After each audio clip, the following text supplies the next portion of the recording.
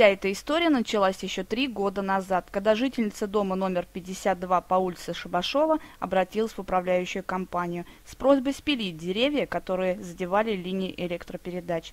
В результате чего спилить-то их спилили, но вот вопрос уборки деревьев и веток как-то не спешил решаться. Проехали, тут все спилили. Я говорю, вы уберете? Да, уберем. Вот. И так они вот не убирают. 3 года приехали, все-таки одна машина вывезли одну машину, и все. Я опять пошла к ним через неделю. Говорю, ну почему вы одну машину вывезли, там 3 машины будет или 4? Ну такая сушь, мы же сгорим, вон дом сгорел рядом. Вот.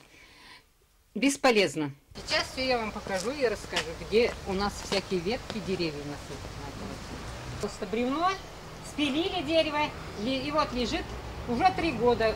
Гниет, никому ничего не надо. И там ветки всякие, стекла, бутылки пьют, тут кидает и целая помойка. Помогли создать эту самую помойку любители напитков покрепче. Видимо, лучшего места для застолья, как куча наваленных деревьев, им не удается найти.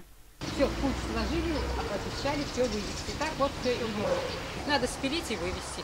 Но дрова уже Мы же живем в городе, не в деревне.